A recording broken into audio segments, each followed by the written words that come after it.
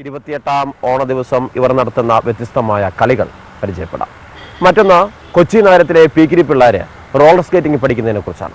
തെരഞ്ഞെടുപ്പ് കാലമായതിനാൽ ഈ ആഴ്ച കലൈഡോസ്കോപ്പ് ഒരു പ്രാസംഗികനെയും പ്രേക്ഷകർക്ക് പരിചയപ്പെടുത്തി തരും. കുറ്റിപ്പുറത്തു നിന്നുള്ള സിദ്ദിഖലി റാങ്ങാറ്റൂർ. അങ്ങനെ വ്യത്യസ്തമാർന്ന കാഴ്ചകളുമായി കലൈഡോസ്കോപ്പ് തുടങ്ങുകയാണ്. എല്ലാ മാന്യ പ്രേക്ഷകർക്കും ഒരിക്കൽ കൂടി കാഴ്ചകളിലേക്ക് സ്വാഗതം.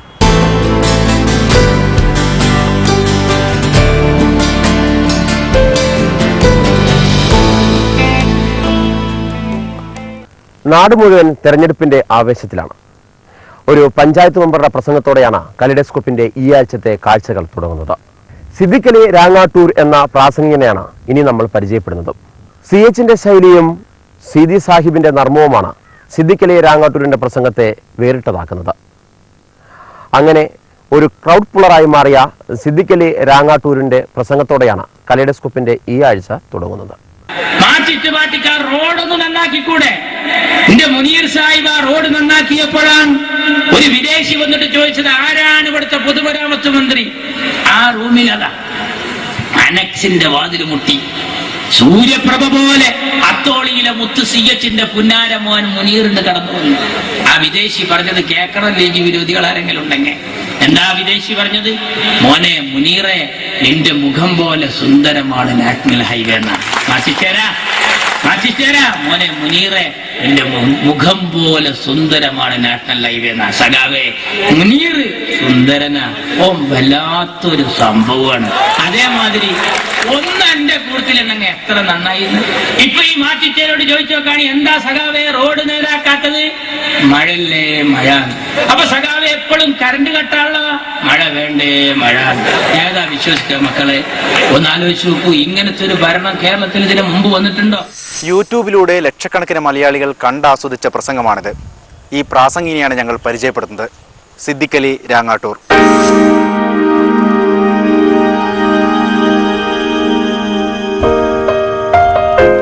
ഒരു പഞ്ചായത്ത് മെമ്പർ പ്രസംഗിച്ചാൽ കൂടിപ്പോയാൽ അടുത്ത പഞ്ചായത്ത് വരെ കേൾക്കും. എന്നാൽ സിദ്ദിഖലിയുടെ പ്രസംഗം കേൾക്കാത്ത മലയാളികൾ ഉണ്ടാവില്ല, ആസ്വദിക്കാത്ത രാഷ്ട്രീയക്കാരും. ത്രിതല പഞ്ചായത്ത് തെരഞ്ഞെടുപ്പ് പ്രചരണത്തിന്റെ ഭാഗമായി ഓരോ തെരുവും പ്രസംഗമുഖരിതമാകുമ്പോൾ കലൈഡോസ്കോപ്പ് ഈ യൂട്യൂബ് പ്രാസംഗികനെ പരിചയപ്പെടുത്തുകയാണ്. 8ാം ക്ലാസ്സിൽ പഠിക്കുമ്പോൾ തുടങ്ങിയതാണ് സിദ്ദിഖലി റാങ്ങാട്ടൂരിന്റെ പ്രസംഗം. പിന്നെ വിദ്യാർത്ഥി രാഷ്ട്രീയ നേതാവായും പൊതുപ്രവർത്തകനായി മാറിയപ്പോൾ പ്രസംഗം തുറപ്പുചീട്ടാക്കി. ഞാൻ ചോദിക്കുന്നു, മാറ്റിച്ചേരാ, ഇങ്ങനെ കറണ്ട് കട്ടുണ്ടായ ഒരു കാലഘട്ടം ഉണ്ടായിട്ടുണ്ടോ? ഞങ്ങളെ ഭരണത്തിൽ കറണ്ടിന് ചാർജ് കുറച്ചു എന്ന് മാത്രമല്ല, എമർജൻസി മുഴുവൻ കേടുന്നു. കാരണം എന്താ? ഉപയോഗിക്കായിട്ട്. എന്നാ ഇപ്പോഴോ? ഇപ്പത്തെ സ്ഥിതി എന്താ? രാവിലെ കറണ്ട് പോണ്, ഉച്ചക്ക് കറണ്ട് പോണ്, വൈകുന്നേരം കറണ്ട് പോണ്, എന്നിട്ട് കറണ്ട് കട്ട് യശാമാരിവിന്റെ ഇടയിൽ. മാറ്റിച്ചേരതിൽ യഥാർത്ഥത്തിൽ കട്ട ഏതാ? രാവിലെ പോയതാ, ഉച്ചക്ക് പോയതാ, വൈകുന്നേരം ഏതാണോ ഇതിൽ യഥാർത്ഥത്തിൽ കട്ട്? പണ്ട് ഒരു ഡോക്ടറെ അടുത്ത് നല്ല തടിയനായ ഒരുത്തനും പോയിട്ട് പറഞ്ഞു, ഡോക്ടർ അവിടെ ഇവിടെയൊക്കെ ഒരു വേദന ഉണ്ട്. ഡോക്ടർ പരിശോധിച്ചിട്ട് പറഞ്ഞു, ബേജാറാകണ്ട, ഭക്ഷണം ഒന്ന് നിയന്ത്രിച്ചാൽ മതി. ഡോക്ടർ എഴുതി കൊടുത്തു, രാവിലെ 2 ഇഡ്ഡലി, ഉച്ചക്ക് 1 കോരി ചോറ്, വൈകിട്ട് 2 കപ്പ് കഞ്ഞി. ഇത് കേട്ട് ഈ സാധു ആകെ മൊത്തം നോക്കി. രാവിലെ 2 ഇഡ്ഡലി, ഉച്ചക്ക് 1 കോരി ചോറ്, വൈകിട്ട് 2 കപ്പ് കഞ്ഞി. പുറത്തേക്കിറങ്ങി. തീറ്റപ്രിയനായ ഇയാൾക്ക് സംശയം തീർന്നില്ല. വാതിൽ മുട്ടി. ഡോക്ടറുടെ അടുത്തേക്ക് തലട്ടിട്ട് ചോദിച്ചു, ഡോക്ടർ, രാവിലെ 2 ഇഡ്ഡലി, ഉച്ചക്ക് 1 കോരി ചോറ്, വൈകിട്ട് 2 കപ്പ് കഞ്ഞി എന്ന് നിങ്ങൾ ഈ പറഞ്ഞത്, ഇത് യഥാർത്ഥത്തിൽ ഭക്ഷണത്തിന്റെ മുമ്പ് അതാ ശേഷം? അതിനുള്ള ഭക്ഷണം മാറ്റിച്ചേരാ. രാവിലെ കറണ്ട് പോണ്, വൈകുന്നേരം കറണ്ട് പോണ്. എന്താ സ്ഥിതി? ആലോചിക്കണം സുഹൃത്തുക്കളെ, ഇവർക്ക് കഴിയില്ല. CHന്റെ പ്രയോഗങ്ങളും സീതി ഹാജിയുടെ ശൈലിയും കടങ്ങുണ്ടായിരുന്നു സിദ്ദിഖലിയുടെ തുടക്കം. എന്നാൽ പിന്നീടത് സ്വന്തം ശരിയിലേക്ക് രൂപമാറ്റം കൊണ്ടു. കൊരമ്പയിലും സമധാനിയുമെല്ലാം പ്രസംഗിക്കാനെത്തുന്നത് വൈകുന്നത് കാരണം താൻ ഒരു പൈലറ്റ് പ്രാസംഗിനായി പേരെടുത്തുവെന്ന് ഇദ്ദേഹം പറയുന്നു. പ്രസംഗം ഒരുപാട് സൗഹൃദങ്ങൾ സമ്മാനിച്ചതായി സിദ്ദിഖലി പറയുന്നു. കുറെ ആളുകളുമായുള്ള കണക്ഷൻ അത് വല്ലാത്തൊരു അനുഭൂതിയാണ്. സമൂഹത്തിൽ ആകെ 2 കണക്ഷനുള്ളൂ എൻ്റെ അറിവിൽ, ഫോൺ കണക്ഷനും ഗ്യാസ് കണക്ഷനും. പോരാ, മനുഷ്യ കണക്ഷൻ ഉണ്ട്. അതിന് ഏറ്റവും നല്ല സംഭവമാണ് നമ്മളൊരു സ്റ്റേജിൽ നിൽക്കുമ്പോൾ എത്രയോ ആളുകൾ അവിടെ അങ്ങാടിയിൽ വന്നവർ പലരും. ഇപ്പോൾ വളപട്ടണത്തു നിന്ന് അബ്ദുള്ളക്കുട്ടിയുടെ തെരഞ്ഞെടുപ്പിൽ, കണ്ണൂർ ഉപതെരഞ്ഞെടുപ്പിൽ വളപട്ടണത്തു നിന്ന് ലോക്കൽ കമ്മിറ്റി സെക്രട്ടറി ഒരു കുടുംബയോഗം കഴിയുമ്പോൾ അദ്ദേഹം കാത്തു നിൽക്കും. അദ്ദേഹം ഹോട്ടലിൽ കൊണ്ടുപോയിട്ട് മൊബൈലിൽ നിന്ന് കേൾപ്പിച്ചു, ഇത് നിങ്ങളല്ലേ ചോദിച്ചിട്ട് എനിക്ക് എൻ്റെ കണ്ണ് നിറഞ്ഞു. ഇതുവരെ പ്രസംഗിച്ച വേദികളിൽ നിന്നെല്ലാം ലഭിച്ച ബാഡ്ജുകൾ സിദ്ദിഖ് അലി സൂക്ഷിക്കുന്നു. തിരുവനന്തപുരം ഒഴികെ മറ്റെല്ലാ ജില്ലകളിലും ഇദ്ദേഹം ലീഗിന്റെ ക്രൗഡ് പുള്ളറായി. കുറ്റിപ്പുറം പഞ്ചായത്തിലെ 21ാം വാർഡ് മെമ്പറായ സിദ്ദിഖ് അലി യൂത്ത് ലീഗിന്റെ സംസ്ഥാന കൗൺസിൽ അംഗം കൂടിയാണ്. ഇനി സിദ്ദിഖ് അലിയുടെ മക്കളുടെ പേര് കേൾക്കാം. പ്രസംഗത്തിൽ മാത്രമല്ല പ്രാസമെന്ന് തിരിച്ചറിയുക. പെൺമക്കളുടെ പേരുകൾ സുവൈബത്തുൽ അസ്ലമിയ, സുലൈമത്തുൽ അൻസാരിയ, സുഹൈലത്തുൽ അഹ്ലിലിയ. ഒരാൺകുട്ടി കൂടി ജനിച്ചു. പേര് മുഹമ്മദ് ആരിഫ് അലി. കഥയും കവിതയും പ്രസംഗവും ചിരിയും പടർത്തി നാടുനീളെ പ്രസംഗികനാകുന്ന സിദ്ദിഖ് അലിക്ക് പക്ഷേ ഒരു സ്വകാര്യ ദുഃഖമുണ്ട്. സ്വന്തമായൊരു വീടില്ല. ഈ വീട് വാടക വീടാണ്. പ്രസംഗം ഇപ്പോഴും സിദ്ദിഖ് അലി തുടരുന്നു.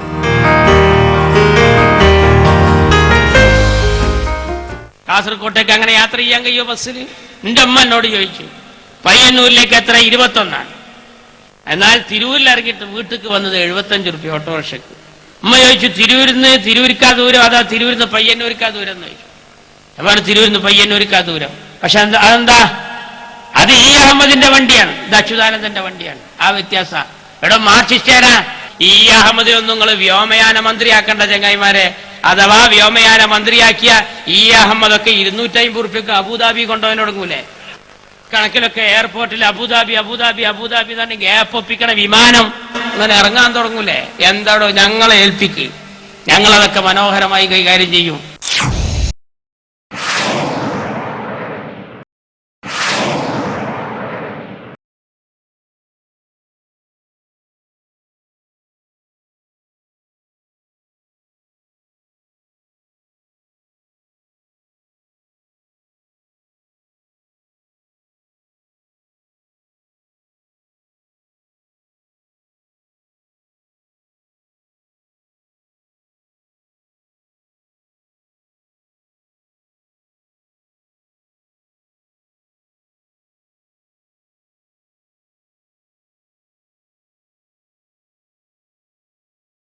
ബിസ്മില്ലാഹിർ റഹ്മാനിർ റഹീം. അൽഹംദുലില്ലാഹി റബ്ബിൽ ആലമീൻ.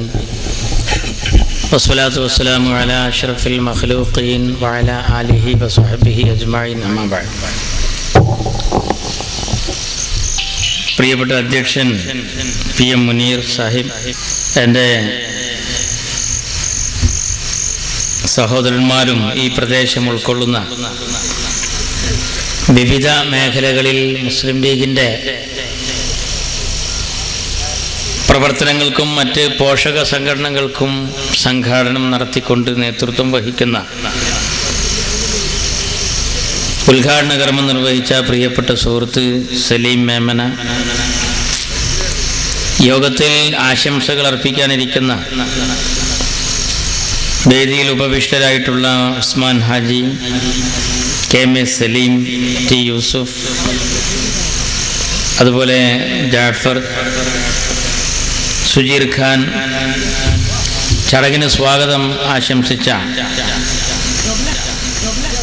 എന്നെ ഇങ്ങോട്ട് ക്ഷണിച്ച എൻ്റെ പ്രിയപ്പെട്ട സുഹൃത്തും കൂടിയായ ഫൈസൽ,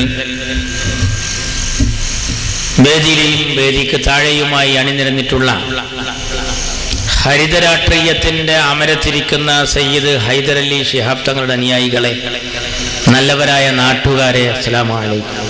സഹോദര സമുദായാംഗങ്ങൾക്ക് മുസ്ലിം ലീഗ് പ്രസ്ഥാനത്തിൻ്റെ സ്നേഹാഭിവാദ്യങ്ങൾ. ഇന്ത്യ രാജ്യത്ത് ഒരു ചെറിയ രാഷ്ട്രീയ പാർട്ടിയായ മുസ്ലിം ലീഗ് ഇന്ന് കേരളക്കരയിലാണ് അത് ഏറെ പച്ചപിടിച്ച് നിൽക്കുന്നത്. ഞാൻ എൻ്റെ പ്രസംഗത്തിൽ സൂചിപ്പിക്കാറുണ്ട്, ലീഗുകാരൻ്റെ തല എണ്ണി നോക്കുമ്പോൾ ഇന്ത്യ രാജ്യത്ത് വളരെ കുറവാണ്. പക്ഷെ തൂക്കി നോക്കുമ്പോൾ ലീഗിൻ്റെ തലച്ചോറിനാണ് കനം കൂടുതൽ എന്ന് തോന്നുന്ന രാഷ്ട്രീയ തീരുമാനങ്ങളാണ് എല്ലായിടത്തും കാണുന്നത്. നമ്മെ വെറുതെ അധിക്ഷേപിക്കുവാനും ആക്ഷേപിക്കാനും ആളുകളുണ്ട്. ചെറിയ പാർട്ടിയെ എന്തിനാണ് ഇങ്ങനെ വലയം ചെയ്യുന്നത്? നമുക്കറിയാം, നല്ലൊരു സെന്റർ ഫോർവേഡ് ഒരു ഫുട്ബോൾ ടീമിലുണ്ടെങ്കിൽ അയാളെ പ്രത്യേകമായി വലയം ചെയ്യാൻ എതിർ ടീമിലും ഉണ്ടാകും ആളുകൾ, കാണികളിലും ഉണ്ടാകും.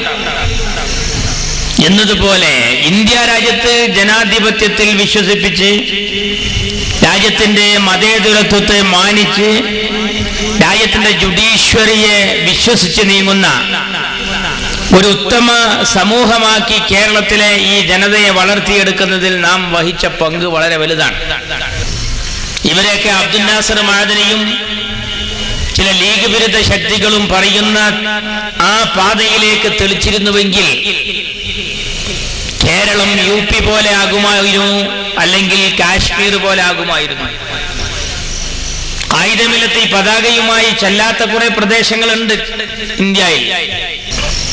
അദ്ദേഹം പോകാത്ത പ്രധാന പ്രദേശങ്ങളൊന്ന് കാശ്മീരാണ്, മറ്റൊന്ന് ലക്ഷദ്വീപാണ്.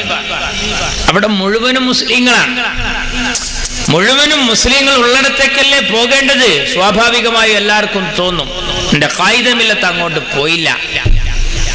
പോകാതെ വന്നപ്പോ അവിടെ ഉള്ളവര് നേരെ ഇങ്ങോട്ട് കാണാൻ വന്നു. എന്നിട്ട് പറഞ്ഞു, ഇയാൾ ജമ്മു കാശ്മീർ ലീഗ് പ്രസിഡന്റ്, ഇയാൾ സെക്രട്ടറി, മറ്റേയാൾ ഖജാൻജി. ഖായിദമില്ലത്ത് പറഞ്ഞു അവിടെ ലീഗ് വേണ്ട. ഇന്ന് നമ്മുടെ പാർട്ടിയിലേക്ക് 4 ആള് വരുമ്പോ കൂട്ടത്തോടെ ലീഗിലേക്ക് എന്ന് ചന്ദ്രിക എഴുതുന്ന കാല. ഒരു നാടൊന്നാകെ ലീഗാവാൻ വന്നപ്പോ നമ്മുടെ നേതാക്കൾ നിരുത്സാഹപ്പെടുത്തി. എന്തുകൊണ്ട് ശരിക്കും മനസ്സിലാക്കണം. ലക്ഷദ്വീപിൽ നിന്ന് PM സയ്യിദിന്റെ പിതാവ് എന്റെ മുത്ത് CH മുഹമ്മദ് കോയ സാഹിബിനെയും ബാഫക്കിത്തങ്ങളെയും വന്ന് കണ്ടിട്ട് പറഞ്ഞു, ഞങ്ങൾ വന്നത് ലീഗ് ഉണ്ടാക്കാൻ വരാൻ ക്ഷണിക്കാൻ വന്നതാണ്. CM ബാഫക്കിത്തങ്ങളും അറിയിച്ചു പത്രേ ഖായിദമില്ലത്തിന് ലൈനുണ്ട്, അവിടെ ലീഗ് വേണ്ട. കാശ്മീരിൽ ലീഗ് വന്നാൽ ആ നാട് ലീഗ് ഭരിക്കും. ചുരുങ്ങിയത് 10-17 MP-മാരുണ്ടാകും, ഒരു മുഖ്യമന്ത്രിനെ കിട്ടും. MP-മാർ പാർലമെന്റിലേക്ക്, നിയമസഭയിലേക്ക് ഒരുപാട് MLA-മാർ, ഒരു മുഖ്യമന്ത്രിയെ കിട്ടും. ആ നാട്ടിൽ 99% എന്ന് പറയാവുന്നത് മുസ്ലിങ്ങളാണ്. എല്ലാവരും ഞാൻ ഈ പറയുന്നതിന്റെ ആന്തരികാർത്ഥം ഉൾക്കൊള്ളണം. ലക്ഷദ്വീപിലോ വോട്ടർ പട്ടിക പരിശോധിച്ചു നോക്കൂ, ഫുള്ള് മുസ്ലിങ്ങളാ, ഒരൊറ്റ അമുസ്ലിമില്ല അവിടെ. അവിടെയും ലീഗ് വേണ്ട, അവിടെയല്ലേ ലീഗ് ഉണ്ടാക്കേണ്ടത്. ഈ പതാകയുമായി കടന്നു ചെന്നാൽ ഖായിദമില്ലത്തിനെ അവർ നെഞ്ചിലേറ്റും തോളിലേറ്റും, ലീഗിനെ അവർ വാനോളം പുകഴ്ത്തും. എന്നാ എന്തേ നമ്മുടെ നേതാക്കൾ ഇതിനെ നിരുത്സാഹപ്പെടുത്തിയത്? കാരണം പറഞ്ഞത് ഇങ്ങനെയാണ്. അവിടെ ഈ പതാകയുമായി കടന്നു ചെന്നാൽ പെട്ടെന്ന് ആളുകൾ ഇതിനെ സ്വീകരിക്കും. അങ്ങനെ വന്നാൽ ആ നാട് മുഴുവനും ലീഗാകും. ഒരേ രാഷ്ട്രീയ പാർട്ടി മാത്രം അവിടെ ഉണ്ടാകുമ്പോ പിന്നെ ഇന്ത്യ രാജ്യത്ത് മാറി മാറി വരുന്ന ഭരണകൂടങ്ങൾ ആ നാടിനെ വേറൊരു കണ്ണുകൊണ്ടാണ് നോക്കുക.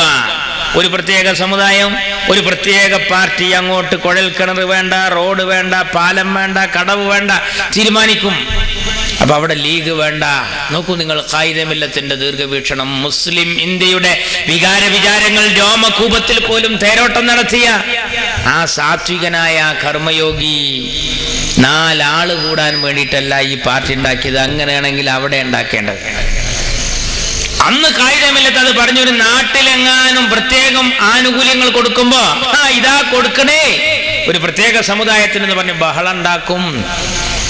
അന്ന് ഖായിദമില്ലത്ത് പറഞ്ഞപ്പോ നമുക്കതൊന്ന് മനസ്സിലായില്ല. അന്ന് അച്യുതാനന്ദന്റെ മുഖത്തേക്ക് നോക്കുമ്പോഴാണ് നമുക്ക് തിരിഞ്ഞത്. അയാളാ ഈടക്കെടുത്ത് പറഞ്ഞത് ET മുഹമ്മദ് ബഷീർ മലപ്പുറത്തുകാർക്ക് വാരിക്കോരി ചൊരിഞ്ഞു കൊടുക്കുന്നു. നിങ്ങളൊന്ന് ആലോചിച്ച് നോക്കൂ. മലപ്പുറത്ത് നമ്മൾ കോളേജ് കൊടുത്തത് മുസ്ലിങ്ങൾക്ക് മാത്രമല്ല, ചുങ്കത്തറ മാർത്തോമ കോളേജിന് കോഴ്സുകൾ നൽകിയിട്ടുണ്ട്, കോളേജ് അനുവദിച്ചിട്ടുണ്ട്. ക്രിസ്തീയ സമുദായവുമായി ബന്ധപ്പെട്ടതാണ്. തിരുനാവായയിൽ സംസ്കൃത യൂണിവേഴ്സിറ്റിക്ക് കാലടിയിലെ കേന്ദ്രത്തിന്റെ കീഴിൽ ഒരു സെന്റർ തന്നെ, ഒരുപാട് കോഴ്സുള്ള സെന്റർ. സംസ്കൃതം ആരുടെ ഭാഷയാണ് നമുക്കറിയാലോ, സഹോദര സമുദായ അംഗങ്ങളുടെ. അതുൾപ്പെട്ട കോളേജ് കൊടുത്തിട്ടും അച്യുതാനന്ദൻ പറഞ്ഞു മലപ്പുറത്തുകാർക്ക് ET ബഷീർ വാരിക്കോരി ചൊരിഞ്ഞു കൊടുക്കുന്നു എന്ന്. വെറുതെ ബടായി പറയല്ല ചെയ്തത്. ഗവർണർക്ക് വെള്ളക്കടലാസിൽ എഴുതി കൊടുത്തു, ഗവർണർ ഇടപെടണം. നിങ്ങൾ നോക്കൂ, ഇതാണ് മുസ്ലിം ലീഗ്. മുസ്ലിം ലീഗിന് ആൾക്കൂട്ടല്ല പ്രധാനം, ഉള്ളത് കുറുന്നനെ എന്ന് പറഞ്ഞതുപോലെ ഈ രാജ്യത്തിന്റെ രാഷ്ട്ര നിർമ്മാണ പ്രക്രിയയിലും ജനാധിപത്യത്തിലും ആളുകളെ സംഘടിപ്പിക്കുക. ജനാധിപത്യത്തിന്റെ പോർക്കളത്തിൽ ബാലറ്റാണ് പ്രധാനം, ബുള്ളറ്റല്ല എന്ന് പഠിപ്പിച്ചു. UP-കാരൻ പഠിച്ചതെന്താ? UP-കാരൻ പഠിച്ചത് ഞങ്ങൾ ദീനിന്റെ ആളുകളാണ്, ഞങ്ങൾ രാഷ്ട്രീയക്കാരല്ല, രാഷ്ട്രീയം ദുന്യാവിന്റെ കാര്യമാണെന്ന് പറഞ്ഞ് രാഷ്ട്രീയത്തെ അവർ മാറ്റി നിർത്തി. അങ്ങനെ കുറെ ആളുകൾ കോൺഗ്രസിൽ, കുറെ ആളുകൾ BJP-യിൽ, കുറെ ആളുകൾ മറ്റു പല പാർട്ടിയിൽ അങ്ങനെ ചേർന്നുപോയി. അങ്ങനെ വന്നപ്പോ അവരുടെ ഐക്യം ശിഥിലമായി. പിന്നെ ആർക്കും തട്ടിക്കളിക്കാനുള്ളൊരു പന്തായി UP-യിലെ മുസൽമാൻ മാറി. നിങ്ങൾ നോക്കണേ, കാശ്മീരിലെ പെൺകുട്ടി പേന പിടിക്കുന്നതിന് പകരം തോക്ക് പിടിക്കുന്ന പെൺകുട്ടിയായി മാറി. കട്ടിന്റെ ചുവട്ടിൽ നിന്നാണ് എഴുന്നേറ്റൊരു പെൺകുട്ടി തീവ്രവാദിയെ തോക്ക് വാങ്ങിയിട്ട് വെടിവെച്ചിട്ടത്. നമ്മുടെ നാട്ടിലെ പെൺകുട്ടിക്ക് പെരുന്നാളിന് നമ്മുടെ പൈതൽ മക്കൾ കളിക്കുന്ന തോക്ക് പിടിക്കാൻ പോലും പെൺകുട്ടി തയ്യാറാകില്ല. മുതിർന്നൊരു പെൺകുട്ടി തോക്ക് വാങ്ങി വെടിവെച്ചിട്ടപ്പോ നമ്മൾ മനസ്സിലാക്കേണ്ട ഒരു കാര്യമുണ്ട്.